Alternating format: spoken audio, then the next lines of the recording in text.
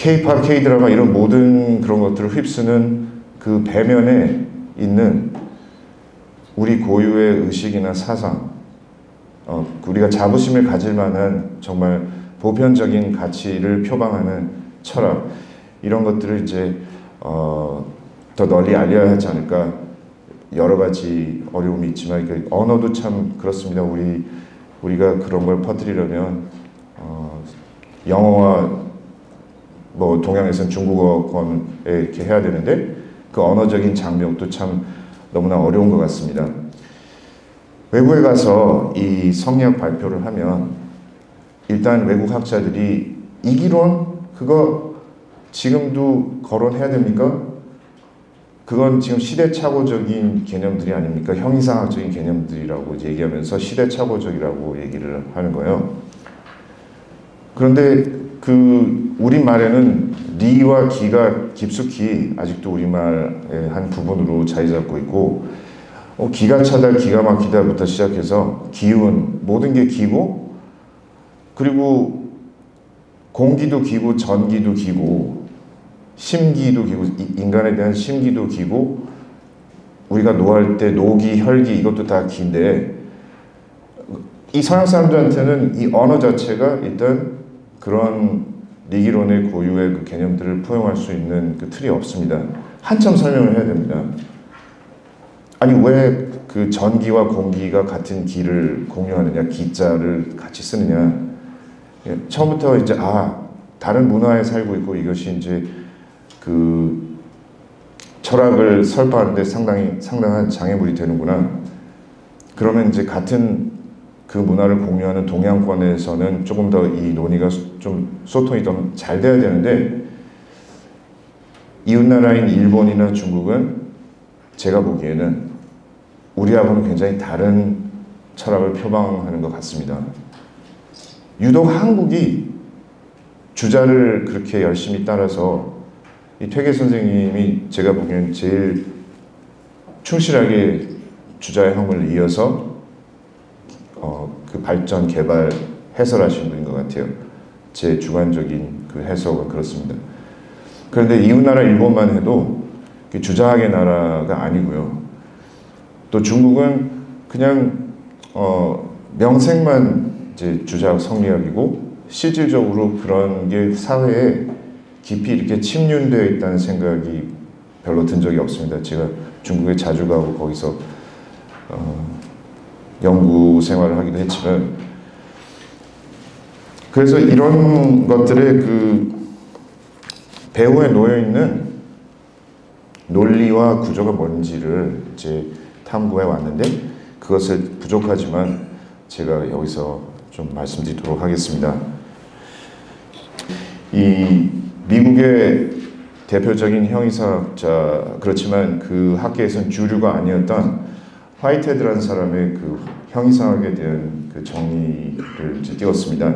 형이상학이란 우리 경험의 모든 요소를 해석해낼 수 있는 일반적 관념들의 정합적이고 논리적이며 필연적인 체계를 축조하려는 시도이다. 우리 성리학의 그 학자들은 여기에 굉장히 충실하게 하려고 하셨습니다. 이런 우리 일반 경험, 이 신비스러운 경험이 아니고 일상생활의 경험의 모든 요소를 한 틀 안에서 해석해낼 수 있는 일반적인 관념들의 정합적이고 논리적이고 필연적인 체계를 구축하려고 하는 시도를 한 사람들인데 세계 역사에서, 세계 철학사에서 이것을 제일 충실하게 한 그 사람들이 성리학자들인 것 같습니다. 이 서양에서는 이제 칸트, 헤겔이 있고 나중에 이제 화이트헤드가 있었는데 문제는 지금 이러한 형이상학적인 탐구가 주류 철학이 아니라는 겁니다. 미국에서는 이런 철학은 이제 철학과에서 더 이상 가르치지 않습니다. 신학 대학원에 가야지만 겨우 좀 접할 수가 있고 종교학과에서 조금 접할까 말까 하는데 그 이유는 너무 범위가 넓고 방대하다는 거죠. 학문이라는 것은 이제 굉장히 그 대상이 정해져 있어서 그 대상을 실험을 통해서 검증할 수 있는 것에만 국한시켜야 한다는 그 논리가 지금 현대 영미 분석 철학의 주된 주장입니다. 그러니까 너무 범위가 넓거나 실험실 안에서 검증될 수 없는 그런 주제들은 철학의 대상으로 삼지 않겠다는 거예요. 뿐만 아니라 우리가 마음이라 그러면 누구나 그게 무엇을 지칭하는지 다들 공유하는 바가 있는데, 그 마음이라는 것에 대한 정당성, 그러니까 그 마음에 대한 담론의 정당성을 인정하지 않는 분위기입니다. 마음도 뇌회로의 여러 그런 화학적인 작용의 이 부산물에 불과한 거죠. 그것이 어떤 중요한 기관이나 어떤 실체, 리얼리티라고 생각하지 않습니다. 그래서 벌써 거기서부터 우리가 이제 페널티를 먹고 들어갑니다. 이제 이 세계 무대에 가서 마음에 대해서 얘기하고 또 우리 경험의 모든 요소를 해석해낼 수 있는 어떤 포괄적인 체계를 얘기하려고 하는 순간 너는 지금 종교를 얘기하고 있는데 여긴 철학을 얘기해야 된다. 혹은 이건 시대착오적인 개념들이니까 더 이상 그런 개념들 말고 다른 걸 써라. 이렇게 이제 뭔가 다분히 서양 중심적인 그런 편견도 느껴지고, 또 그 사회는 일찌감치 형이상학은 다 추방해버리고 일요일에 교회에 가서 이제 완전히 이원화되어 있는 거죠. 생활은 이제 유물론적이고 일요일에 가서 이제 또 신의 예배를 드리는 그런 사람들도 상당히 많습니다. 미국에. 그냥 현실적으로 그렇습니다. 계속 PPT 가운데 부분을 보시면 이 관점에서 우주론이란 내가 존재하고 있는, 즉 나라는 존재를 포섭한 모든 존재의 환경을 성립시키고 있는 실제 세계의 가장 일반적인 도식을 그리는 작업이라고 할 수가 있다. 형이상학의 범주란 어떤 자명한 것에 대한 독단적 진술이 아니라 어디까지나 궁극적 일반성에 대한 실론적 정식화이며 실천의 모든 세부사항에 정합한 일반성의 기술일 뿐이다. 그러니까 굉장히 평범하고 일상적인 것을 체계적으로 다 설명해 내려고 하는 제가 보기엔 정당한 시도인 것입니다. 그런데 이것이 너무 방대하고 어렵다고 아예 하지 말자고 하는 것이 지금 현대의 영미 분석 철학의 주류 입장입니다. 동북아의 신유학 전통, 그 중에서도 송대주의 주자의 형이상학은 이러한 인간 경험의 재반 요소를 해석해낼 수 있는 일반적 관념들의 정합적이고 논리적이며 필연적인 체계를 태극, 리, 기, 심성, 미발 등의 추상적 개념의 틀을 통해 포괄적인 체계 안에서 구축하려는 대표적인 시도에 해당한다. 주자의 철학은 자연과 인간에 대한 복합적인 통찰을 담고 있는 형이상학이다. 역과 심이라는 이 표현이 이 성리학 문건에 나옵니다.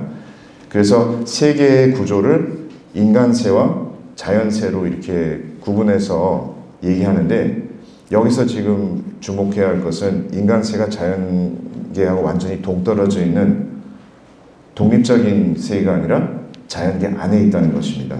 안에 있으면서 구별이 되고 또 그 인간세가 자연계를 이끌도록 모종의 관리인, 모종의 보호자의 역할을 하도록 상정되어 있습니다. 우리 전통 유학에서는.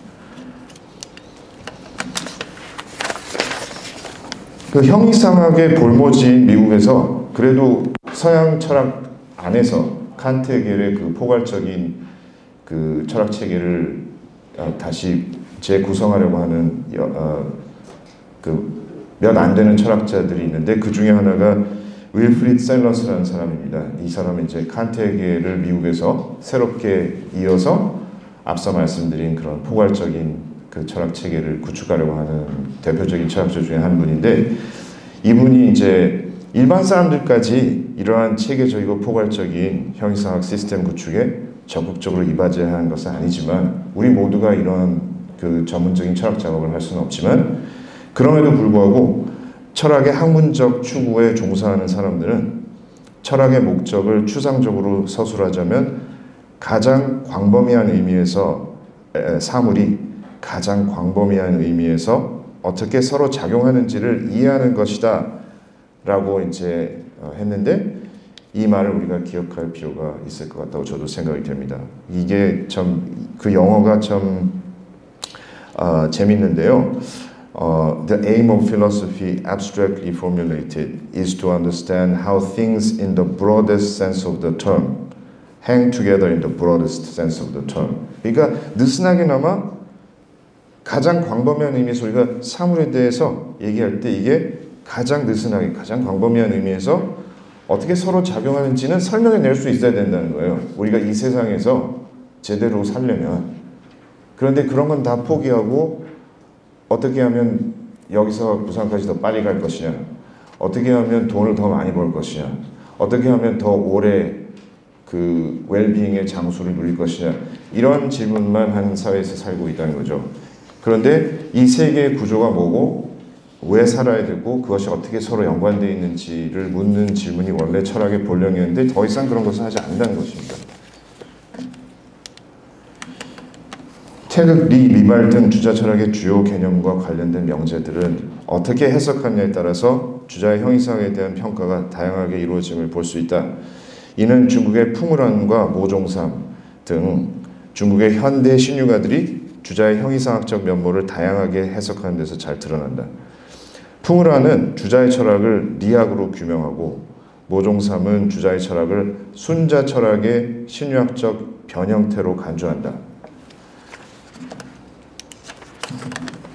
주자의 본체론과 수양론에 등장하는 형이상학적 명제들은 리를 중심으로 설명하고 풀어나가면 그 체계가 비교적 일관되게 정리된다.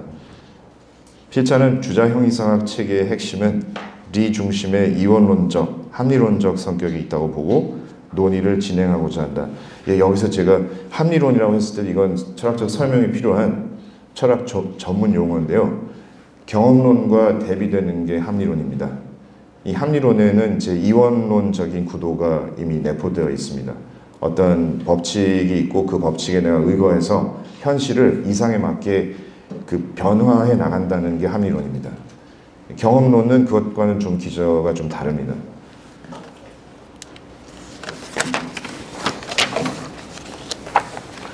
여기서 주자의 기에 대한 논의를 강화하라는 것은 아니다. 주자의 기 이론에는 당대의 자연학의 성과를 반영하는 우주론이 담겨 있다. 주자는 평생 그리고 특히 그의 말년인 61세 되는 무렵부터 당대의 자연과학적 사유를 섭렵하고 자신의 체계에 받아들이기를 마다하지 않았다고 한다.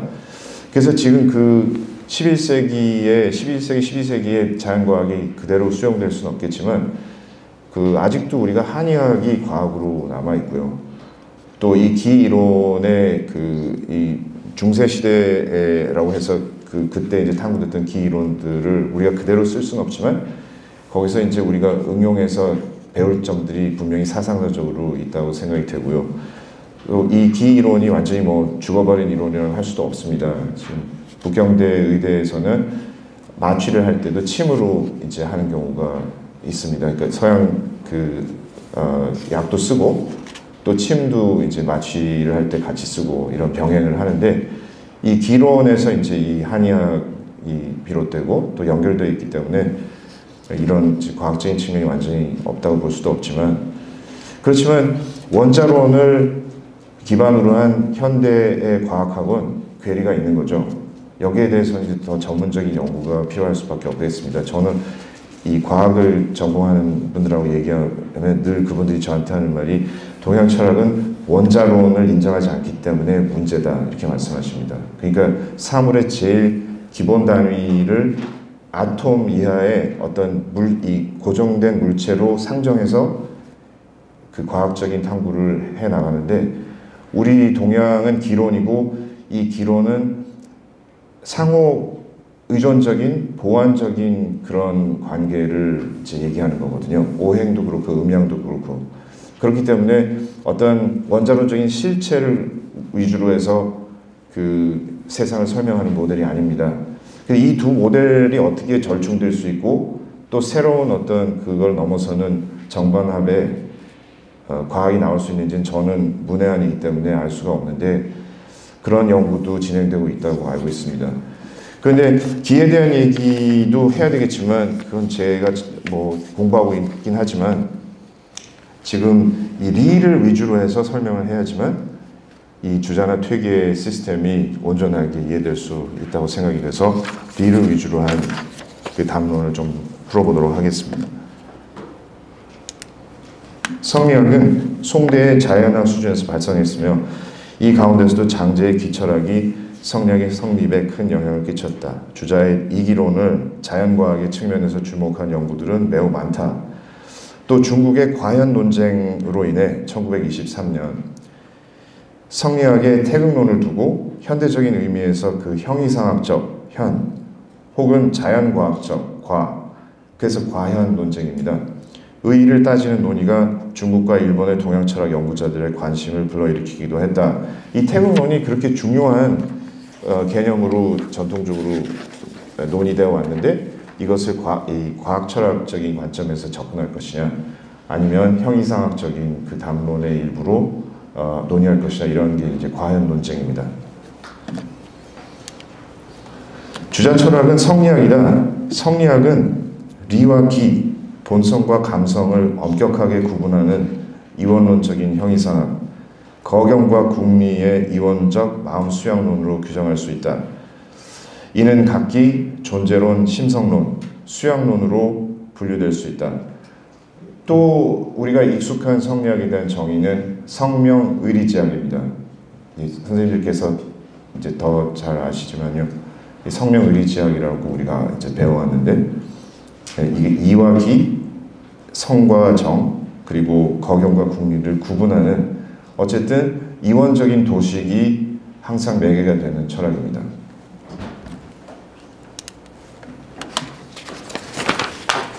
푸우라는 리기를 이렇게 설명했다. 각 사물은 자신의 이치를 가지고 있다. 그래서 어떤 사물의 구성분자가 존재하는 곳은 언제나 그런 종류의 이치가 그 사물 속에 내재하여 그 본성을 만들고 있다. 중국 철학사에서 이렇게 리에 대한 설명을 했는데요. 푸우라는 성리학의 리를 원리, 법칙, 어법 등으로 풀이하고 기는 물질, 진료, 현상 등으로 풀이했다. 예, 그런데 이제 저는 기본적으로 이 해석에 동의하는데 이 해석의 문제가 뭐냐면 물질과 진료는 다른 범주입니다. 이 물질은 존재하는 모든 것을 다 망라하고요. 진료라고 했을 때는 무엇의 짝입니다. 형상에 대비되는 게 진료이거든요. 그래서 진료라고 했을 때는 형상이라는 게 이제 그 상정되어 있는 그 해석이고 또 현상이라고 했을 때는 그 현상과 대비되는 현상을 넘어서는 그 초월적인 그 본체가 또 있어야 하고 그래서 이렇게 지금 설명했을 때는 사물의 구성분자라고 했을 때는 좀 애매한 정의입니다. 리에 대한 애매한 그런 정의입니다. 좀 더 이 설명이 필요한 리란 게 도대체 뭐냐. 푸우란 이후 많은 이들이 푸우란이 마련한 이 해석의 가닥을 따라 주자의 이기론을 이해해왔다. 물론 이 기본 전제에 대한 반론도 만만치 않다. 예컨대 그 1940년대에 그 일찍 서거한 야스다 지로라는 천재 철학자가 있습니다. 45년에 그분이 이제 별세하셨나. 하여튼 젊은 나이에 그러셨는데 동서 철학에 대한 아주 그 식견이 풍부한 그 아주 박학한 분이셨는데 리에 대해서 이분이 법칙이라는 걸 쓰지 말자. 법칙이라는 말은 문제가 많다고 생각한 거예요. 동양 철학의 맥락에선 법칙이라고 하면 서양 철학의 법칙이 이제 유래하는 그런 문제들이 있다고 생각해서 의미라고 새기자고 이제 제시를 하셨습니다. 그런데 철학적으로 이제 리를 의미라고 새기면 문제가 뭐냐면 의미는 인간의 의미입니다. 이게 인간에 국한된 그런 문제가 있습니다. 그러니까 인간과 무관하게 객관적으로 존재하는 이치가 되어야 되는데 인간의 주관에 묶여있는 그 이치가 될 수 있다는 거죠. 의미라고 하면. 이 성리학의 리는 인간과 무관하지 않지만 인간 이전에 천지가 있기 이전에 선언적으로 이미 부여되는 선언적으로 존재하고 이미 존재하고 선언적으로 부여되는 그런 이치입니다. 굉장히 형이상학적인 개념이에요. 그래서 의미라고 새기면 문제가 있고요. 또 서양의 특히 하와이 대학의 동양철학학파에서는 이 리를 프린시플이라고 영어로 표현하지 않고 패턴이라고 하는데 패턴이라고 해도 문제가 뭐냐면 패턴은 이미 존재하는 사물의 결을 얘기하는 것이기 때문에 리의 선엄성이나 절대성이 여기서는 드러날 수가 없습니다. 이미 존재하는 사물 혹은 형성 중에 있는 사물의 결 혹은 성격을 패턴이라고 하는 거거든요. 그럼 그 패턴이 있기 전에 원초적으로 아무것도 없던 그 시대의 상태에는 이 리가 존재하느냐, 그런 질문을 할 수가 있는데 패턴은 그것을 커버하기가 좀 모자랍니다.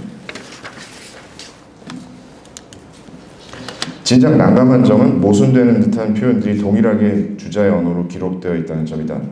앞에 과학적 인신론에 의하면 리와 기는 명실상부하게 하나로 통합되어 있다.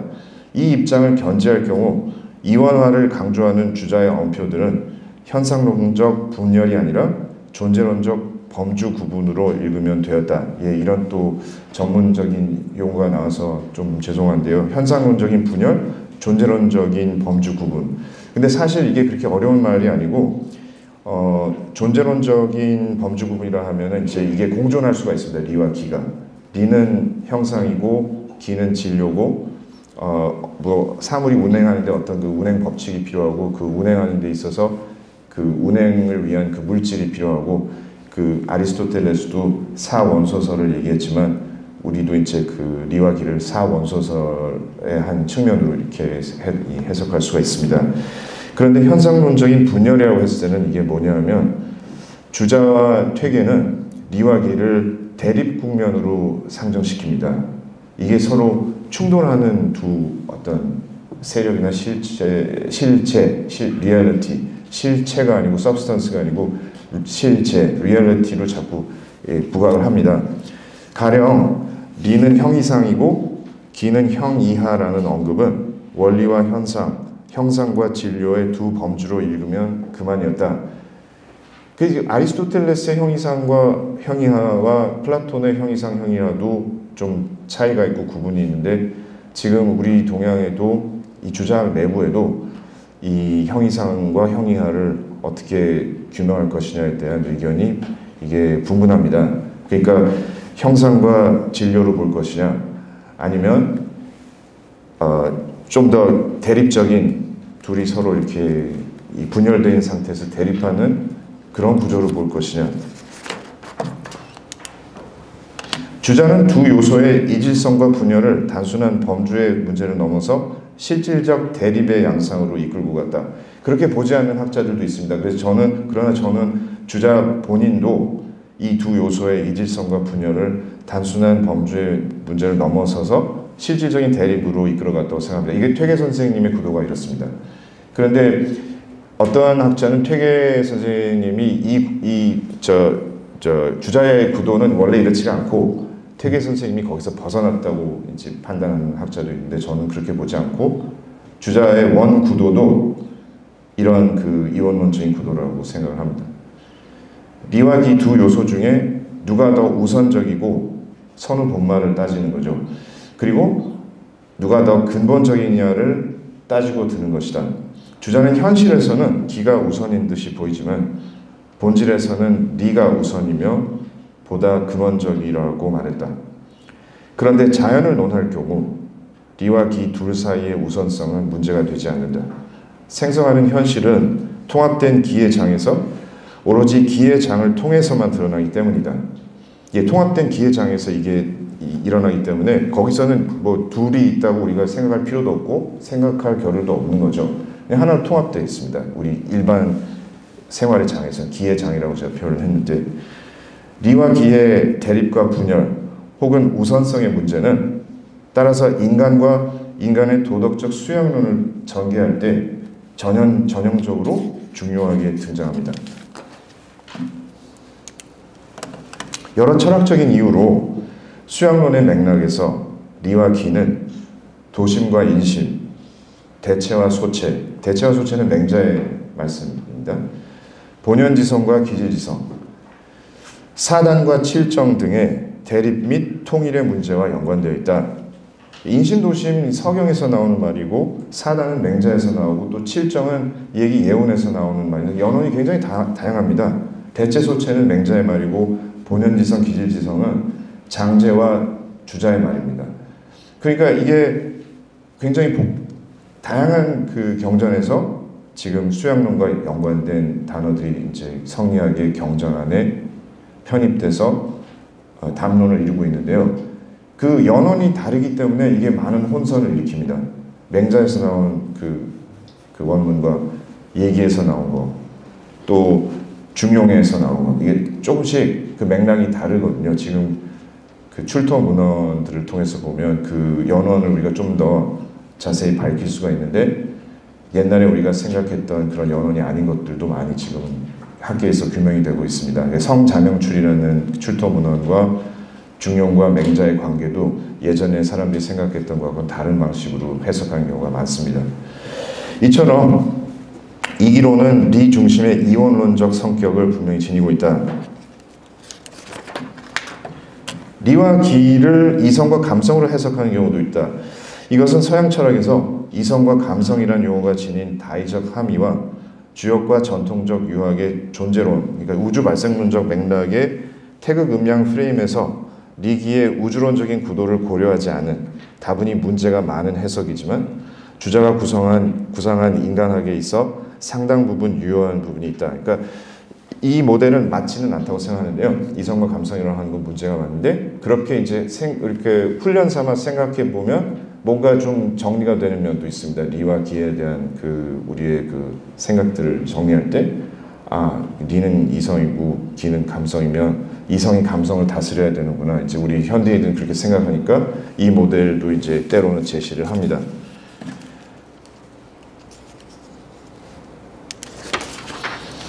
그런데 리와 기를 형상과 진료로 읽으면서 동시에 이성과 감성으로 읽을 수 있는지는 문제일 수가 있다. 형상과 진료 그리고 이성과 감성은 이질적인 개념상이다.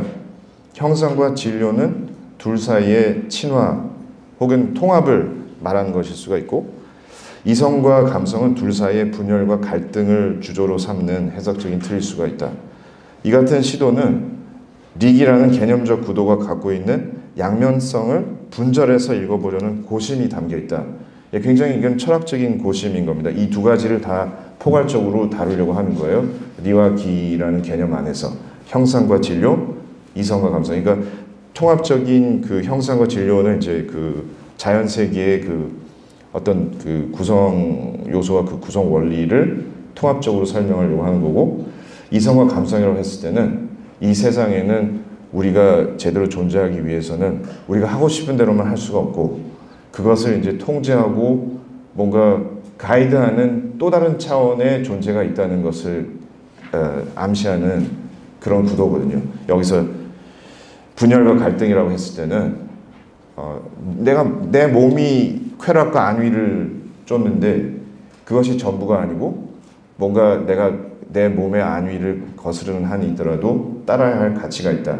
내가 지켜야 할 어떤 이상이 있다. 이런 것은 대립적인 구도라는 것입니다. 그런데 그것을 리와 기라는 매개를 통해서 표현을 한다는 거죠. 실제 성리학의 리기 구도 안에는 아리스토텔레스식의 통합적 자연학의 요소와 플라톤주의를 연상시키는 본체와 현상의 분열을 수반하는 가치론적 윤리학적 측면이 공존한다. 통합은 과학과 연결되고 분열은 윤리학과 연결되며, 통합은 존재와 연관이 있는 반면 이건 자연학입니다. 분열은 가치와 연관이 있다. 이건 인간학입니다. 그래서 자연학과 인간학을 함께 다루려고 하는, 어떻게 보면 굉장히 고귀한, 노블한, 고귀한 그런 시도고, 또 다른 각도에서 보면 두 가지를 다 아우르려고 한다는 점에서 너무 무모한 시도라고 비판을 받을 수도 있습니다. 전통사회의 중국과 조선의 학자들은 이 둘의 통합이 어떻게 가능한가, 그 둘을 연결하는 고리는 무엇일까에 관심을 가져왔는데, 그 연결고리를 찾기 힘들다고 판단한 경우에는 한쪽 프레임의 논리만 택하거나, 아니면 경우에 따라 아예 주자의 철학을 논리적 모순으로 폄하했다. 여기서 상기해야 할 것은 양쪽 프레임을 하나의 유기적 통합적 틀 안에서 모두 고수하는 것이 주자의 구도에 충실한 구도이며, 조선에서는 퇴계 이황의 철학이 이에 해당한다는 점이다. 뭐 저의 관점일 수도 있겠습니다만 저는 그렇게 생각합니다. 한쪽 프레임의 논리만 택한 이유는 어떤 논리적인 일관성을 유지하기 위해서 이제 그렇게 하는 건데요. 율곡 선생은 이제 이 한쪽 프레임의 논리만 택하는 경우입니다. 둘 다를 다 포용할 수 없다고 생각하는 거죠. 이게 너무 모순이라고 생각하는 거죠. 그리고 다산이나 이제 최한기 같은 분은 아예 이기 철학을 이제 그냥 버립니다. 폐기를 합니다. 이제 더 이상 유용한 틀이 아니라고 생각하는 거죠. 이 전자의 경우는 조선의 육아철학 문쟁 중 대설인설이 대표적인 예이다. 고려대 철학과 이승환 교수는 이를 횡설수설로 재명명하고 율곡이의 수설을 상향인과를 표방하는 현대 영미 분석 철학의 분과인 심리철학 (Philosophy of Mind의) 수반론, 이게 원래는 수반론인데 Supervenience Theory, 우리 그 한국 출신인 세계적인 재미 철학자 김재관 선생님이라고 계셨는데 지금 몇 년 전에 작고하셨는데, 놀랍게도 이 김재관 교수님이 이 Supervenience Theory를 주창한 이 영미 철학계에서는 정말 아주 큰 거물이시고 유명한 분이신데, 이 Supervenience Theory를 우리말로는 수반론으로 번역을 했는데 이 고려대 이승환 교수님이 제가 보기엔 더 알맞게 승반론이라고 이제 우리 번역어를 바꾸셨습니다. 그래서 심리철학의 수반론에 비견되는 물리주의 이론으로 평가한다. 그러니까 율곡 철학이 더 일관성 있고 이 논리적으로 뭔가 정합성이 있다고 보는 거죠. 이 퇴계의 철학은 그 호발설 때문에 이제 그게 없다고 생각을 하는 경우가 많습니다. 후자의 경우는 이기론 자체를 버린 다산 정약용이나 해강 최한기와 같은 다양한 인물들이 있다. 그런데 이러한 고민은 비단 그리스의 철학자들이나 주자만의 것이 아니라 객관적 관념론에 대한 새로운 접근을 통해 서양의 합리론적 전통을 재정립하려고 하는 독일의 대표적인 철학자 비토리오 회슬레의 고민이기도 하다. 회슬레는 현대 회의주의적이고 해체론적인 지적 풍토에서 당면하고 있는 바 인간과 자연의 여러 위기, 범지구적인 윤리의 부재라든가 생태계 문제 등을 극복하기 위해서 칸트 윤리학을 새롭게 정비할 필요가 있다고 말한다. 회슬레는 기본적으로 칸트에 동조하면서 규범적인 문장들이 기술적인 문장으로부터 도출될 수 없다고 믿는다. 이것도 좀 전문 철학적인 맥락의 설명이 필요한데, 규범과 이제 규범적인 문장과 기술적인 문장은 사실을 이제 얘기하는 문장이고요. 규범적인 문장은 사실과 관련 없이 설사 이 세상에 착한 사람이 단 한 명이 없더라도 착해야 한다. 내가 아주 악한 동네에 태어나서 평생 본 것이 악한 짓과 악한 사람들인데 그럼에도 불구하고 그것이 변명이 될 수가 없고 어떤 이유가 될 수 없다는 거예요. 착하게 살지 않는. 왜냐하면 착한 원리가 있습니다. 착해야 한다는 당위가 있기 때문에. 그러나 그가 사실의 세계와 규범의 세계가 분리되는 이원론적인 존재론을 구축하려는 것은 아니다. 자칫하면 서양 철학은 이렇게 빠지기 쉬운데요. 이 초월과 내재가 완전히 분리돼서 이렇게 존재하는 그런 극단적인 경우가 많습니다. 그것이 그리스도교의 본령은 아니라고 생각합니다. 저는 그 잘못된 그리스도교인데요. 그리스도교의 본령도 이 두 가지가 조화를 이루고 균형을 이루어야 되는데 극단적으로 이렇게 초월과 내재가 이렇게 따로따로 노는 경우가 있습니다. 그러니 웨슬레의 이 시도는 사실의 세계와 규범의 세계가 분리되는 이원론적인 존재론을 구축하려는 것이 아니다. 왜냐하면 그런 존재론의 경우에는 경험적인 세계가 자연히 여기에 포함되는데 자신의 고유한 존엄성을 상실하기 때문이다. 그러니까 자연의 어떤 위상을 우리가 허락해야 되는데 자연의 어떤 자연을 존중할 수 있는 근거를 확보해야 되는데 이러한 사실의 세계와 규범의 세계가 완전히 분리된 상태에서는 자연은 사실의 세계이기 때문에 뭔가 폄하된다는 거예요. 그렇지만 자연은 폄하의 대상이 아니라는 거죠. 우리 동양에서는 자연을 폄하한 적이 없습니다. 전통적으로. 이 철학적인 관점에서 보면. 인간세만큼 존중해야 할 대상으로 늘 여겼고, 우리는 이제 자연과 뗄래야 뗄 수 없는 그 일부라고 늘 가르쳐왔지, 이게 이제 분리돼서 우리가 생각해 본 적이 없는 거죠. 그는 아리스토텔레스적 입장에서 엿보이는 존재에 대한 이론론과 칸트에게서 그 특성을 드러내는 사실과 규범의 이원론 사이에서 제3의 길을 모색하는데, 이 길은 인륜법칙이, 이건 독일 사람들이 쓰는 표현입니다. 인륜법칙. 인륜법칙이 경험적인 세계를 원칙화시키다는 가정을 내포한다. 인륜법칙은 그 자신의 고유한 이상적 세계에 속한다며, 이 점은 칸트와 함께 모든 아리스토텔레스주의에 대항하여 고수해야 할 점이라고 헤슬레는 강조한다.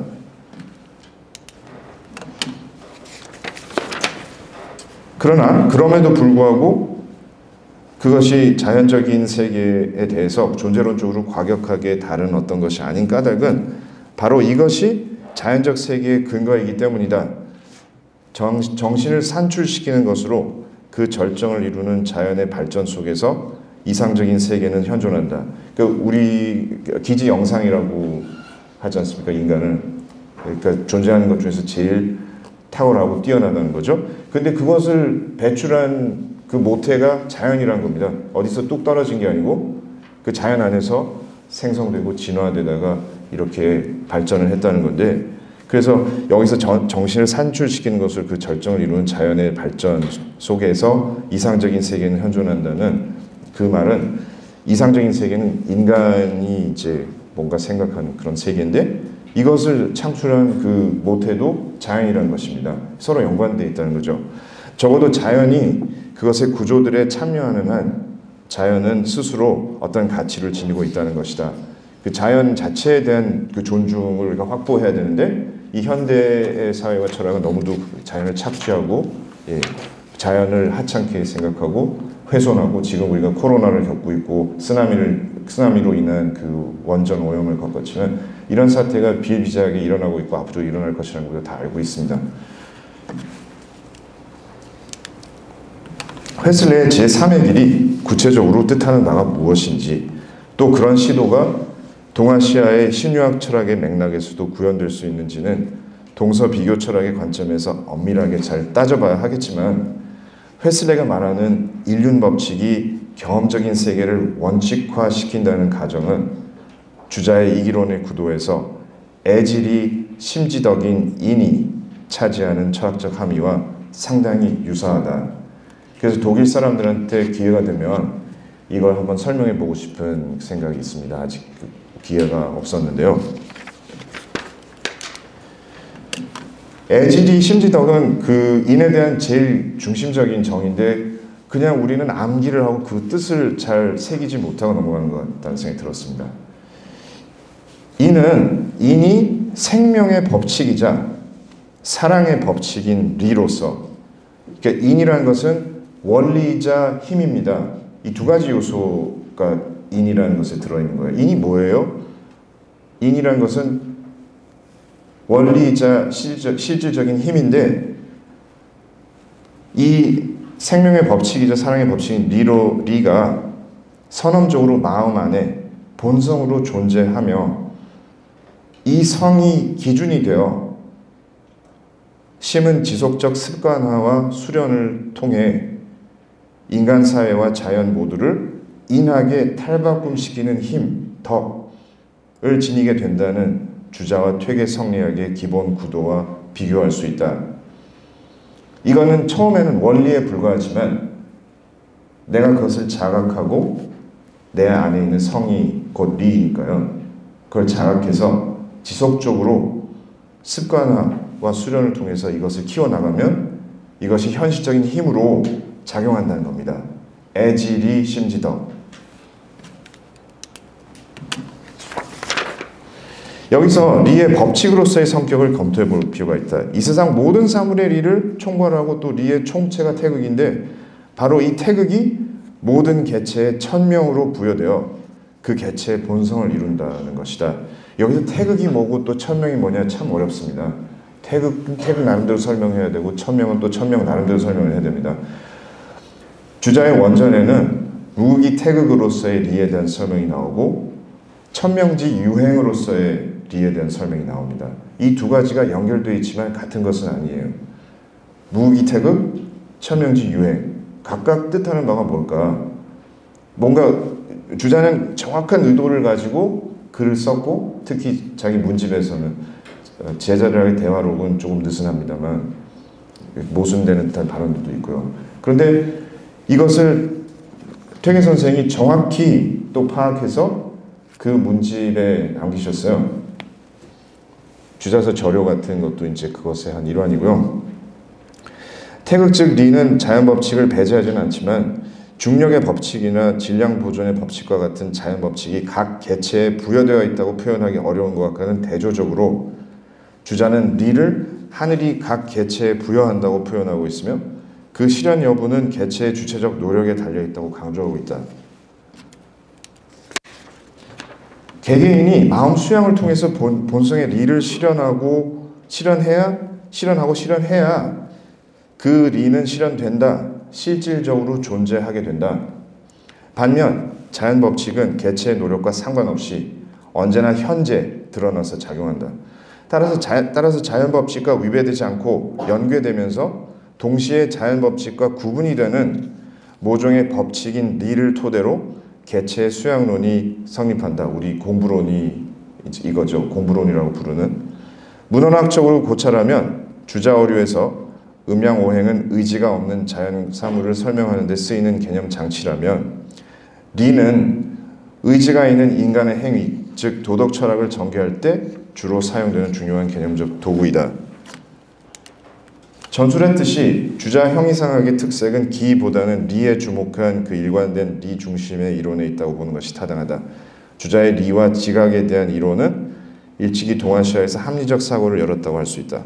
그런데 여기서 합리, 허후리, 합리의 성격이 무엇인지 잘 따져봐야 한다. 성리학의 태극적 리는 자연법칙보다는 인간사회의 규범이자 도덕법칙으로 더 많이 부각되고 있다는 사실에 주목해야 한다. 리가 뉴턴 역학의 법칙 같은 자연법칙만이 아닌 중증적 의미를 지니고 있다는 점은 성리학의 핵심적인 명제인 본성은 곧 리다라는 선언을 살펴보면 잘 알 수 있다.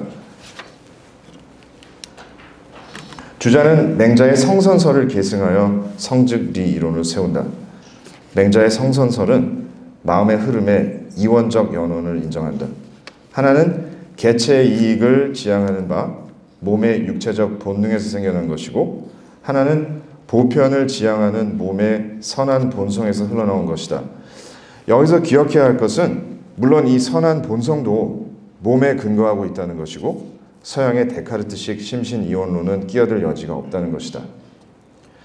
맹자는 이 이원적 구도를 대체, 소체, 심지관, 이목지관, 천작, 인작 등으로 대칭적으로 설명한다.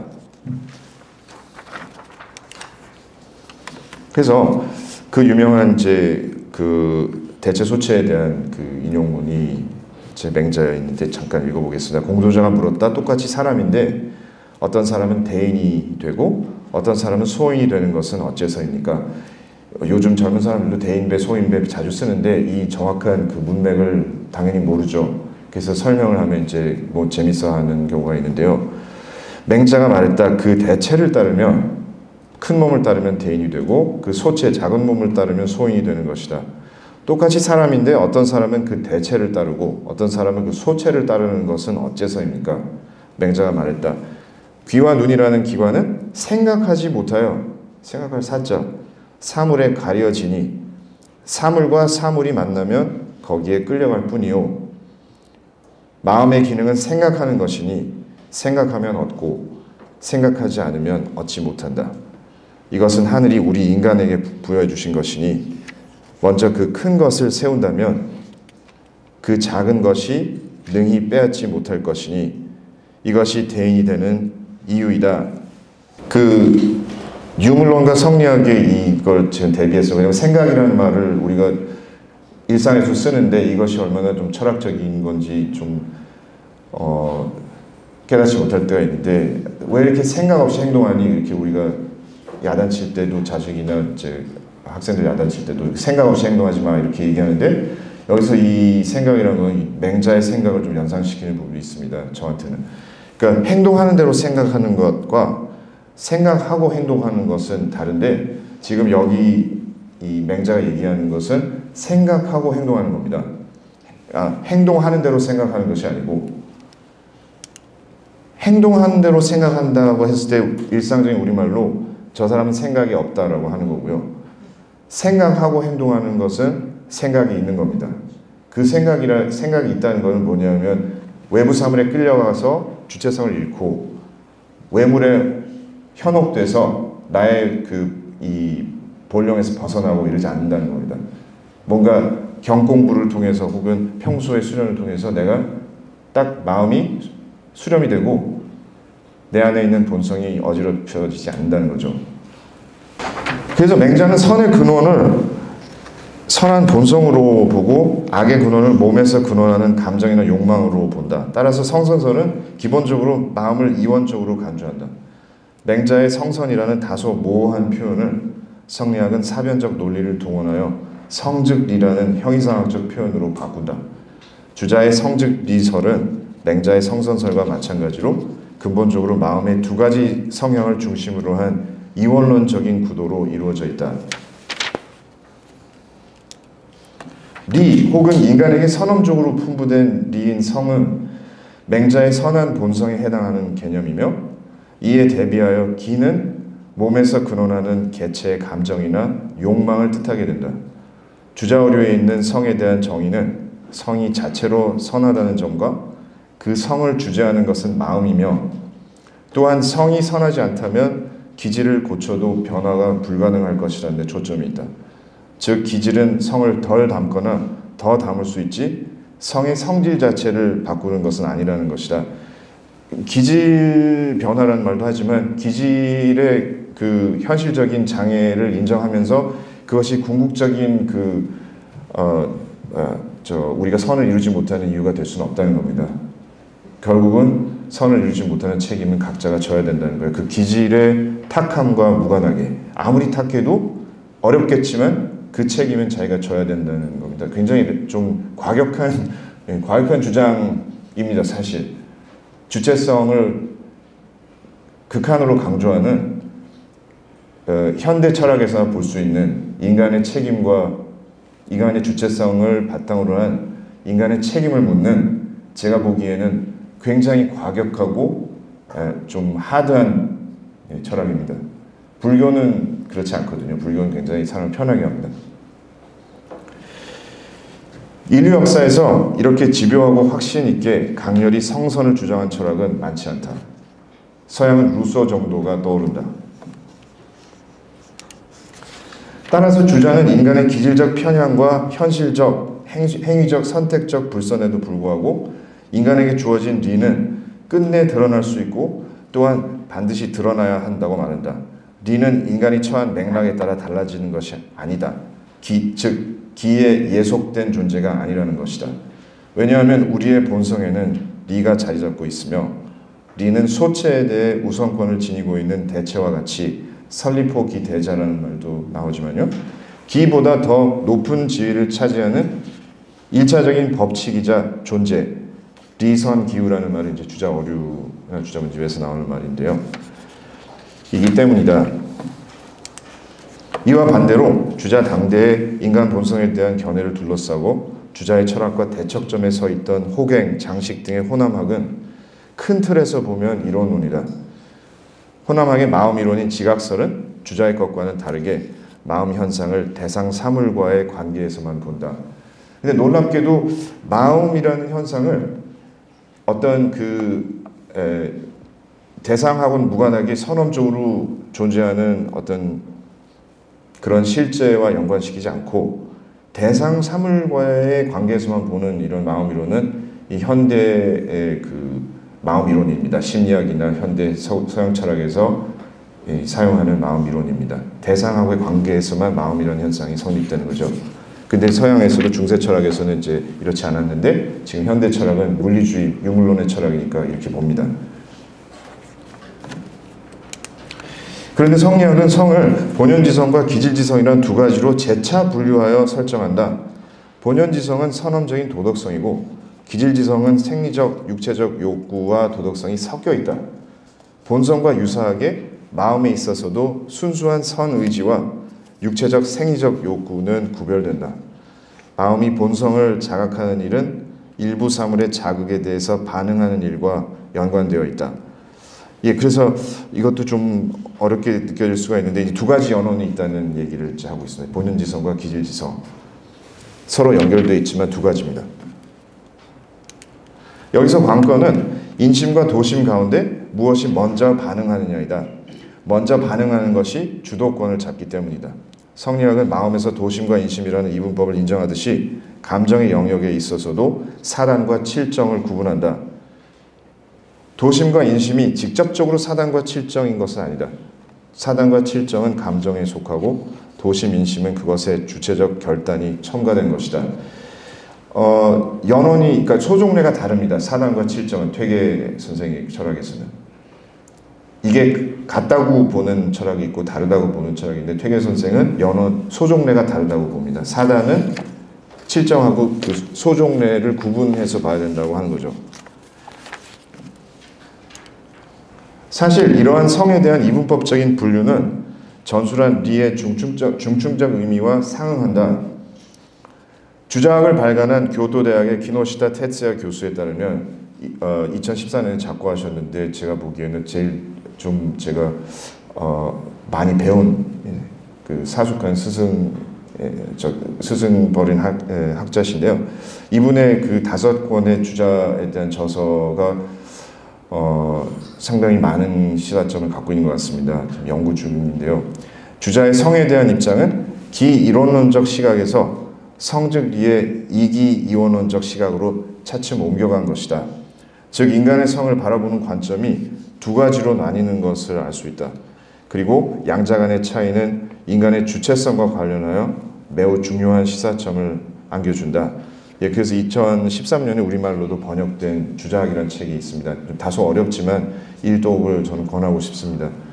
그리고 2009년에 아직 번역되어 있지 않은 이제 주자의 인물과 생애를 중심으로 한 책이 하나 있는데 일본어로 이제 하타라키 도츠토메 노 테스가쿠라고 되어 있는데, 그러니까 할 일과 애씀의 철학이라고 그 이제 느슨하게 번역을 할 수 있겠더라고요. 할 일과 하타라쿠가 이제 일을 하다니까 하타라키 스토메, 할 일과 애씀의 철학.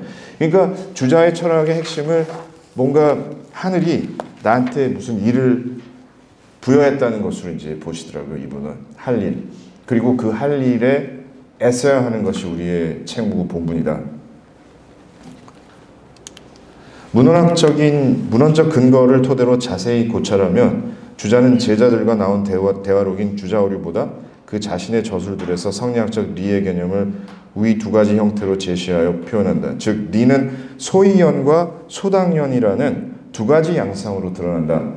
예, 제가 소이연은 파란색으로 하고 소당연은 빨간색으로 하고 위에 있는 리는 보라색으로 했습니다.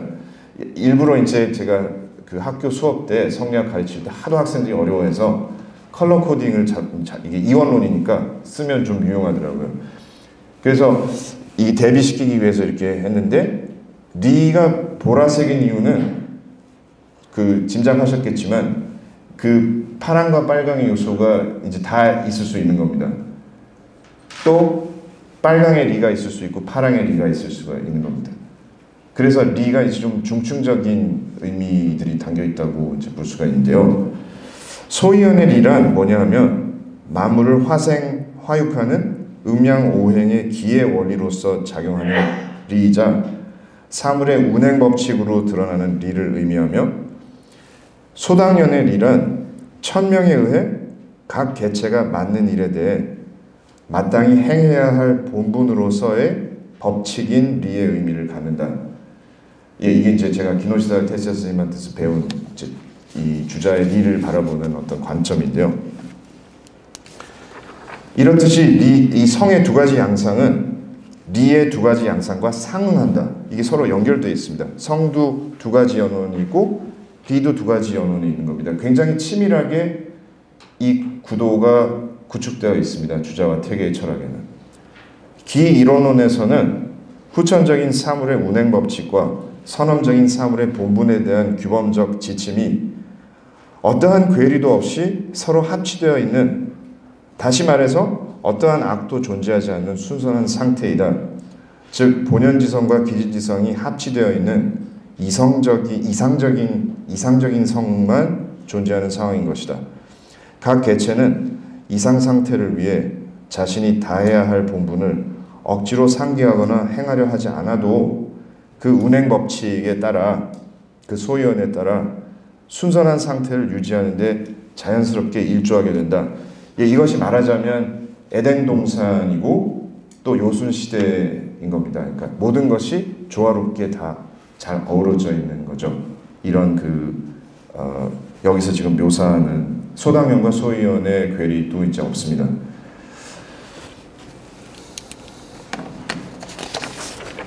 중용장구와 대학 홍문 등 저술에서 주자는 음양오행의 전개에서 유래하는 성론을 소개하면서 만물의 조화 반륙작용에 입각하여 존재하는 사물, 물류사야라고 주자가 계속 얘기합니다. 그러니까 이 물건을 이제 그냥 고정되어 있는 물체로 보면 안 되고 하나의 계속 진행 중인, 생성 중에 있는 일이나 과정으로 봐야 된다는 겁니다. 물류사야. 그러니까 사물이라고 했을 때는 물건, 물체가 아니고 일이나 어떤 사건입니다. 이 사물의 성, 즉 물리적 생태계 안에서 후천적인 교섭을 통해 형성되며 생성 중에 있는 모든 현상 존재의 성을 설명하고 있다. 여기서 성은 심과 존재론적 층차가 다르지 않고 현상적 양상의 차이만 있는 체용 관계에 있으며, 이것도 좀 전문적인 철학적인 용어라서 좀 설명이 필요한데요. 생략하고 넘어가겠습니다. 이 이론적 프레임에서 성은 개별 물리적 존재의 성질, 성격, 성상의 의미에 국한된다. 이 성은 사물의 소위원지고로서의 리와 연결된다. 참 설명하기도 참 어려운 건데요. 말하자면 기존에 존재하는 모든 사물의 운행 법칙, 그 사물 안에 담겨있는 결, 이것이 지금 여기서 얘기하는 성질, 성격, 성상의 의미의 성입니다. 이게 이제 주자의 원문에는 소위연지고로서의 리와 연결됩니다.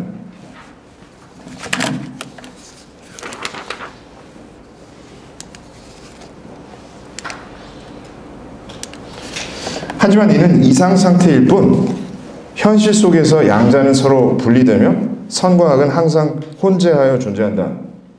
이와 대조적으로 위의 모델과 대조적으로 주자의 중용 홍문과 경영 강의 등 저술에서는 강력한 리기 이원론의 도식을 바탕으로 성즉 리의 성, 즉 선험적인 리로서의 성에 대한 주장을 설파한다. 여기서 심은 성과 정을 포괄하며 미발의 성과 존재론적 층차를 달리하여 성을 주재하는 존재로 부각된다. 여기서 심통성정이라는 말이 여기서 등장을 합니다. 요 전 모델은 성체 심용이었는데 여기서는 심통성정이라는 모델인데요. 모순적인 명제라고 비난받기도 하지만 심은 마음은 물리적인 세계의 상호작용 원리 안에 있으면서 동시에 이에 종속되지 않는다는 것이다. 또한 이 이원적 프레임 안의 성은 세계의 목적에 부합하여 모든 존재에 부여된 각각의 직무, 본분을 완수하기 위해 구체적으로 지시된 일과 관한 마땅히 행해야 할 준칙의 의미로 소당연지칙으로서의 리와 연결된다.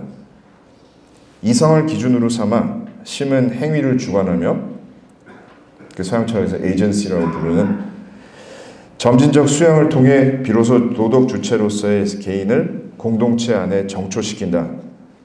이 과정이 필요합니다.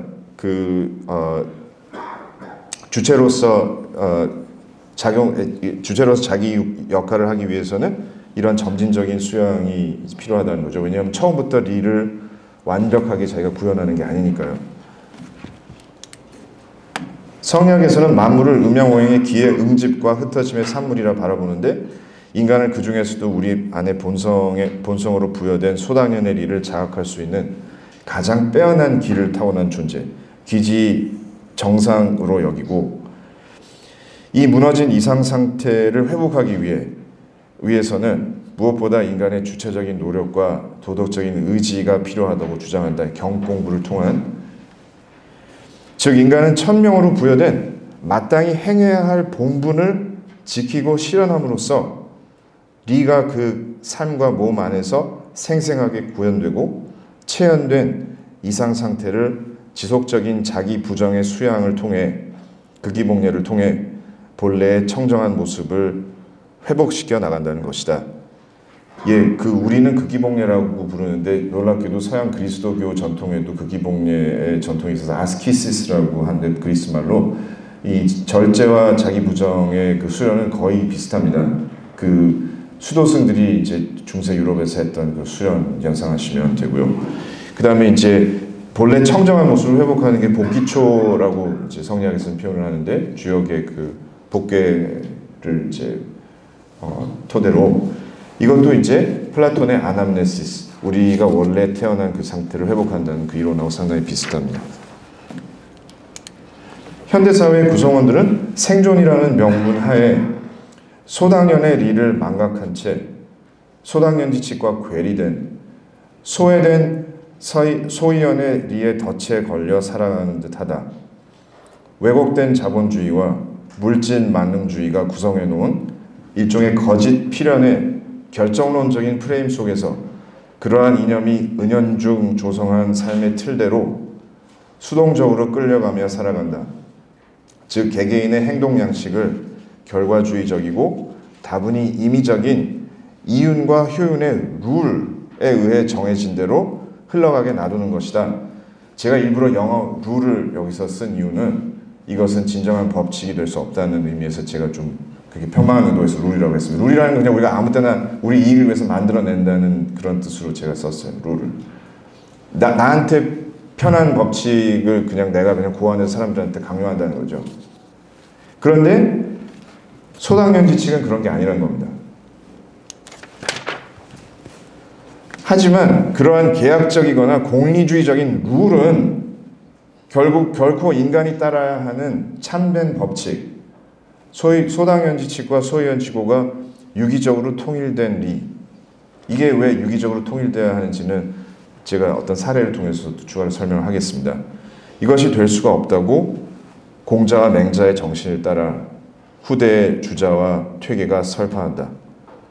진리의 법칙이 명령한 보편적이고 공적인 가치를 머금은 본분을 망각하는 순간 이상적이고 도덕적인 사회란 도래할 수 없다는 것이다. 현실은 소위원과 소당연의 자연스러운 유기적 연계와 협동과는 대비되는 인위적 비자연스러운 분리에 의한 선악의 혼재 상태임을 깨닫고, 그러니까 사욕에 인한 어그러짐이 있다고 바라봐야 한다는 겁니다. 이 주자와 퇴계는 이원론을 상정하는 이유는 모든 것이 다 요순시대처럼 잘 돌아가고 완벽하고 화엄의 그 아름다운 그 모습처럼 전개되는 것이 아니라는 거죠. 뭔가 어그러지고 지금 깨져 있고 그 원래 상태를 복귀하기 위해서는 노력이 필요하다는 겁니다. 리를 인지하고 내가 그 리를 내 몸 안에 심으려고 계속 노력을 해야 된다는 거거든요. 천리와 인욕을 구분하는 건강하고 정당한 이원론적 체계를 받아들여 하늘이 부여한 자신의 본분 사명을 자각한 후 내면의 힘을 길러 주체성을 함양하여야 한다는 것이다. 내면의 눈을 뜰 때 비로소 보이지 않던 것들이 보이게 될 것이며 절제의 미를 갖춘 더불어 사는 사회가 가능해질 것이다. 이것이 성리학이 추구하는 합리성이다. 공자는 군군신신 부부자자라 하며 정명론을 주장하였다. 이것은 각자가 자신의 본분에 충실하게 살아간다면 문제가 없을 것이라는 의미를 담고 있다. 즉 임금은 임금의 본분에 맞게, 신하는 신하의 본분에 맞게 살라는 의미인 것이다. 공자가 제시하였던 정명론에 나타나는 각 개체의 위치, 역할에 따른 본분 사명은 주자의 이기론적 리일분수론으로 이어지며 이일분수와 관련된 소당연의 리는 제가 일부러 빨간색으로 리일 분수를 칠했습니다. 왜냐하면 여기 이 리일 분수 나온 리는 소당연지 측의 리를 얘기하는 겁니다. 소현지고의 리를 얘기하는 것이 아니에요. 그거는 기일분수 이론으로 설명하는 것이 더 정합적입니다. 여기서 빨강으로 한 이유는 어떤 하늘이 내린 본분이 모든 존재에 다 담겨져 있고 그것이 세분화돼서 그 각 개체의 본분이 이렇게 여러 우리가 본분이 중첩되어 있는데 상황마다 그 본분이 달라지잖아요. 어떤 때는 내가 아버지고 어떤 때는 내가 아들이고 어떤 때는 삼촌이고 이모부고 학생이었다가 또 선생이고 그러니까 그 상황에서 딱 맞게 내가 어떤 역할을 할 것이냐가 분술이고 네 일은 하늘이 모든 존재에게 할 일을 주었다는 것이 네 일입니다. 그런데 이런 것은 고귀한 덕성의 존재를 전제로 하는 것이다. 이런 역할과 본분은 만일 이를 배제한 채 현대사회에서 개체의 사회적 기능에 따른 기계적 직분만을 강조한다면 인간은 외부의 법 제도의 강압적인 제약과 더불어 신분을 상기하라는 압박에 의해 내적 분열을 일으키게 될 것이다. 자칫 잘못하면 이일분수론과 정명론이 신분 고착화의 이론처럼 사람들한테 들릴 수 있습니다. 또 그렇게 작동할 수가 있고요. 역사적으로는. 우리가 민주주의를 서양에서 채택해서 지금은 이 민주사회에서 살고 있고 모든 사람들이 동등한 어떤 위상과 지위를 가지고 있는데 아이러니하게 지금이야말로 그 제도 때문에 이러한 이상을 실현하기에 제일 알맞은 시대가 되었는지도 모르겠습니다. 송대의 신유학자 장행거는 인간의 인격 수양의 방법으로 외부적인 예법을 따라 그 마음의 욕망과 감정을 비워 마음을 텅 빈 상태로 만들 것을 강조하였는데 이러한 수양법은 곧 마음의 분열과 끊임없는 잡념에 시달리는 결과를 낳았다. 사려 분요.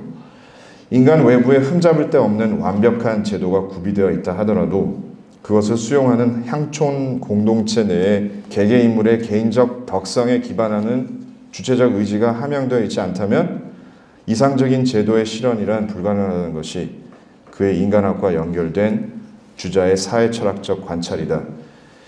저는 이 사창법이 얼마나 이 주자 철학에 중요한 것인지 몰랐는데 최근 한 1, 2년 동안 좀 깊이 연구하면서 이게 사실은 기축지호의 미발론하고도 연결되어 있구나라고 하는 그 연구 성과들을 좀 읽었습니다. 그 주위의 사회철학과 그 심성론이 아주 면밀한 연관이 있다는 겁니다. 주장의 퇴계에 의하면 주체성의 함량은 곧 건전한 이원론적 형이상학을 받아들일 때 실현 가능해진다. 만물은 보편적 가치이자 도덕 원리인 리를 차별 없이 부여받는다. 그리고 이 리는 소이연과 소당연이라는 두 가지 양상으로 드러난다. 인간은 보편적인 리를 부여받았다는 점에서 선의 가능태의 담지자이며 각 개인은 형식적 차원의 수박 겉핥기식 도덕교육이 아니라 체계적인 인격 수양 공부를 통해 이 가능태를 현실태로 바꾸어 나감으로써 이 사회를 이상적이고 도덕적인 사회로 만들 수가 있다. 즉 인격 수양을 바탕으로 내 안에 리가 부여되어 있음을 자각할 수 있으며 이를 통해 개인주의와 이기주의를 넘어 나와 이웃, 나와 만물은 유기적으로 하나로 연결되어 있다는 진리를 깨달을 수 있다는 것이다. 그래서 이제 미국의 대표적인 동양철학 연구자인 필립 아이바노 교수는 이걸 이제 원네스라고 부르더라고요. 원네스라 그러면 이제 우리 그 전통 불교 철학의 일심도 좀 연상이 되지만 천인합일도 연상이 되고 이 서양 사람들이 원네스라고 했을 때 굉장히 어색하게 들립니다. 적어도 제 귀에는 굉장히 어색하게 들려요. 원네스? 별로 원네스 문화가 아닌데 서양은 수양을 통해 내 안에 리가 부여되어 있다는 자각이 이루어지는 순간 개인은 곧 주체적이고 능동적인 판단과 사고가 가능하게 될 것이다. 자신의 소당연, 즉 하늘이 내 내면의 마음에 본성으로 부여한 고귀한 본분이 무엇인가를 자각한 후 외물에 이끌리지 않고 주체적 행위를 함으로써 도덕을 현실 속에서 실현하는 것이다. 계몽시대 이래 서양 민주주의 전통에서 유래한 외부의 법 제도와 내면의 인격 수양에 따른 주체적 개인의 도덕적 행동이 결합된다면 양자는 상호 보완적인 작용을 하여 이상적인 사회를 건설하는 데 이바지할 수 있는 효과적인 매개체가 될 것이다. 하지만 이 시대에 맹목적으로 형이상학만을 강조하는 것은, 성진리만 부르짖는 것은 현실을 배제한 공허한 교조주의라는 비판을 피하기 어려울 것이다. 서양 근대 철학자 칸트는 직관 없는 개념은 공허하고 개념 없는 직관은 맹목적이다라고 하였다. 근데 재미있게도 거의 똑같은 의미로 공자가 논어에 학이 불사즉 망, 사이 불학즉 태라고 말씀하십니다. 칸트가 얘기하는 거하고 제가 보기에는 똑같습니다. 우리 시대의 형이상학의 필요성은 반드시 물리적 현상 자체에 대한 최첨단 과학의 성과와 조화를 이루며 함께 제시되어야만 한다. 새로운 철학과 형이상학은 물리세계 안에서 소위원지고와 소당연지칙이 유기적으로 통합된 더 세련된 리와 기의 모델을 제시해야만 할 것이다. 그렇지 않으면 모든 당위에 대한 외침은 칸트가 언급한 것과 같이 공허한 그리고 맹목적인 말장난이나 폭력이 될 뿐이다.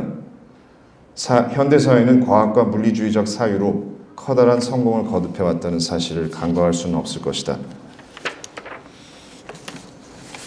그런데 중요한 것은 이러한 소위원지고와 소당연지칙의 통합이 의미하는 포괄적 리의 출현이 결국 인간에게 달려있다고 깨닫는 점이다.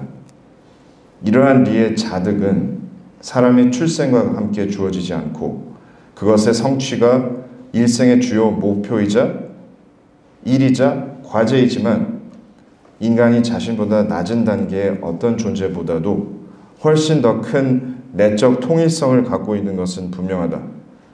정신적인 면에서 통합이 불완전하지만 교육이나 수양을 통해 상당히 증진시킬 수 있다고 동서양의 전통 철학은 가르쳐왔다.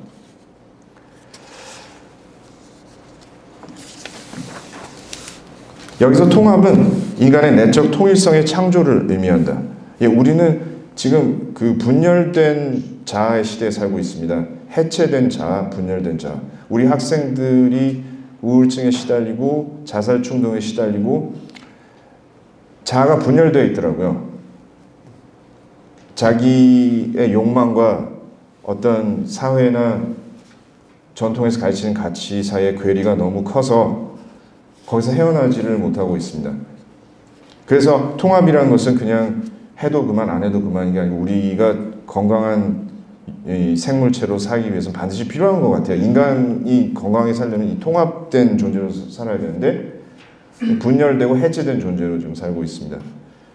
통합은 인간의 내적 통일성의 창조를 의미한다. 즉 인간은 법칙, 원리에 입각하여 도덕적 힘과 자유의 중심을 만듦으로써 경공부, 외부의 힘에 따라서 행동하는 단순한 객체가 되기를 거부하고 맹자가 말하듯이 사유의 기능을 통해 자신의 내적 공간으로부터 외부 세계를 향해 행동하는 주체가 되는 것이다.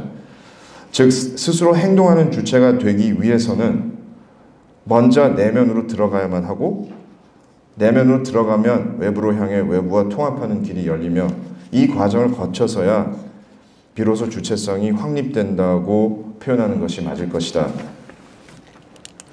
앞서 말한 대로 인간이 지켜야 할 진정한 법칙은 얼핏 보면 생존을 위해 따라야 할 것만 같은 얄팍한 수의 룰과는 분명히 차이가 있다. 예컨대 유학의 고전에서 말하는 기소불력 물시여인, 논어에서 나오는 기소불력 물시여인이나 중용의 정기이 불구어인 등이 그것이다. 이는 칸트의 정언명령을 연상시킨다. 이것은 지금 생존을 위해서는 우리 같은 현실의 생존을 위해서는 별로 지키면 좋지 않은 법칙들입니다. 기소불력 물시여인, 기소불력 시여인, 우리는 그런 시대에 살고 있어요. 내가 원하지 않는 남한테 베풀어라. 그래야지만 너가 살아날 것이다. 수단과 방법을 가리지 않고 대학에 입학해라. 수단과 방법을 가리지 않고 돈을 벌어라. 그리고 되도록이면 남 탓을 해라. 남에게 다 덮어 씌워라. 너 자신의 책임을 지지 마라. 정기불구원이라는 것은 이것은 현상세계의 소현지고가 아닙니다. 현상에선 이런 법칙이 없어요. 현상에서는 정기불구원을 하면 죽을 수도 있어요.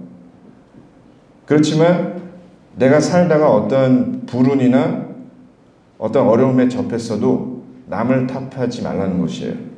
자기 자신을 바로 하라고 가르치고 있는데 이것이 소당지칙입니다. 이것이 하늘이 나한테 내린 법칙이자 본분과 관련된 지침이에요.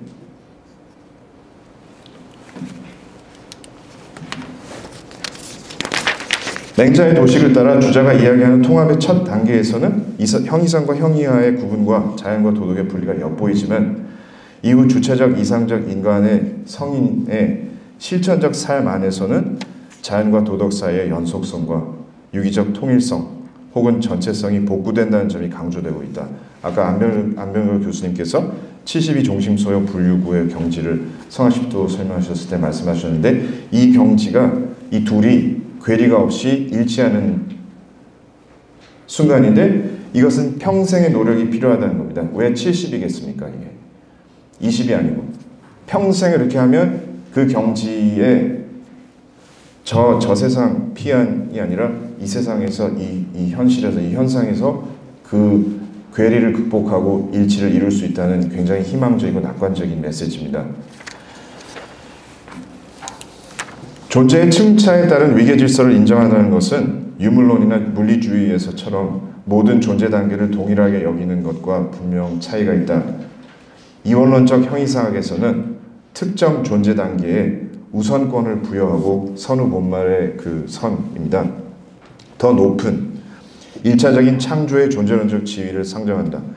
동양의 한자 문화권에서는 이 이원론적 존재의 층차의 구분이 물리적인 세계를 벗어나지 않는다. 성리학에서 태극 리 본연지성이라고 부른 형 이상의 실제, 리얼리티, 정말 진짜로 존재하는 것, real. 이 리얼리티 실제가 오늘날 우리에게 어떤 의의를 지니는지에 대해서 실체가 아닙니다. substance가 아닙니다. 그거는 서양 철학적인 개념이고요. 그냥 혼자 이렇게 독립적으로 존재하는 게 실체인데 태극 리 본연지성 이런 것들은 실체가 아니고 실제입니다. 리얼리티, 진짜로 존재하는 것이지만 실체는 아닙니다. 왜 그게 존재하냐면 사람들의 노력으로 인해서 그게 현현하고 이 생성 과정 중에서 모든 것이 조화롭게 결과적으로 어우러지기 때문에 태극이니 리니 본연지성이니 하는 것이 실질적인 존재를 갖게 된다는 겁니다. 이러한 담론을 철학의 장에서 추구하는 대신 더 진지한 토론이 이어져야 할 것 같다. 제가 시간을 충분히 쓰라고 말씀하셔서 썼는데 한 가지만 더 하고 끝내겠습니다. 선생님 소현지고 소당연지칙 그만 좀 띄워주십시오. 좀 더 쉽게 소현지고 소당연지칙을 설명해 보려고 제가 어떤 사례를 동경대학교 경영학과 교수님의 책에서 한번 떼왔습니다. 그분은 이제 저하고 다른 의도로 이걸 인용하셨지만 아오모리 현의 사과의 사례를 통해서 한번 설명해 보도록 하겠습니다. 그리고 끝내겠습니다. 일본의 아오모리 현은 햇볕이 좋고 토지가 비옥해 예부터 사과 생산지로 유명한 곳이다. 이 북쪽에, 혼슈 북쪽에 있는 것 같더라고요. 이곳의 사과는 해마다 일본 전역으로 팔려나갔다. 그런데 1991년 큰 태풍이 불어닥쳐 전체 사과의 90%가 땅에 떨어져 버리고 말았다. 주민들은 엉망이 된 사과를 망연자실하게 바라보며 발을 동동 구를 뿐이었다. 그런데 한 농부가 기막힌 아이디어를 냈다. 아직 떨어지지 않은 10%의 사과를 거센 비바람에도 떨어지지 않은 행운의 사과로 포장하여 판매해보자는 것이었다. 때마침 일본의 대학 입시철이 다가오고 있었다. 농부들은 사과에 합격 사과라는 이름을 붙여 기존 가격보다 10배 비싼 값에 판매하기 시작하였다. 사과의 수도리에 마음을 빼앗긴 소비자들은 주저없이 지갑을 열었고 사과는 순식간에 동이 났다. 결과적으로 농부들은 태풍 피해에도 불구하고 예년보다 높은 수익을 창출할 수 있었다. 합격 사과는 관점을 뒤집어 위기를 기회로 전환한 대표적인 사례로 꼭 손꼽힌다. 만약 사과를 먹는 것이라는 기존의 관점에서만 보았다면 농부들은 낙과를 보며 울상을 지어야 했을 것이다. 그러나 사과를 새로운 시각으로 바라보자 전혀 다른 상품이 되었다. 이처럼 관점만 바꿔도 전에 없던 가치와 이윤이 창출된다. 이것이 바로 우리가 익숙하고 때론 옳다고 생각하는 것들을 한 번쯤 의심해 봐야 하는 까닭이다 라고 도쿄대학교 경영학과 교수인 이토 모토시케라는 분이 도쿄대 교수가 제자들에게 주는 쓴소리가 책에 쓰셨는데, 다분히 경영학적인 논리로 각색을 하셨어요. 저는 철학적인 논리로 저는 각색을 하자면, 태풍이 불어서 사과가 떨어지고 그 일대가 초토화되는 것은 소현지 고열입니다. 자연의 법칙입니다. 그런데 거기서 모든 게 끝난 게 아니라 마을 사람들이 합심해서 협동해서 그것이 전부가 아니라는 어떠한 더 큰 가능성이 있다고 믿고 서로 돕고 좌절하지 않는 어떤 기상을 세운 것은 소당연지 칙입니다. 너가 인간으로 태어났으면 끝까지 긍정적으로 노력을 해야 된다. 내일 지구가 끝나더라도 이 둘 사이를 연결시켜 주는 것이 인간의 마음이란 거예요. 인간뿐만 아니라 모든 사물은 본분을 갖고 태어났는데, 인간이 자신의 본분뿐만 아니라 다른 모든 사물의 본분을 이루어주는 존재이기 때문에 위대하다는 것이 주자의 리에 대한 가르침인 것 같습니다. 그 소당연지칙이 모든 존재에 있는데 우리는 다른 존재, 다른 사물의 소당연지칙을 돕는 존재입니다. 그 다른 존재들이 자신의 본분을 더 잘할 수 있도록 돕는, 그러면서 그것 자체가 우리의 본분이 되는 존재라는 것이 제가 배운 주자와 퇴계의 리에 대한 철학이었습니다. 예, 긴 강연 부족하기 짝이 없는데 들어주셔서 감사드리고, 예, 이렇게 마치겠습니다. 감사합니다.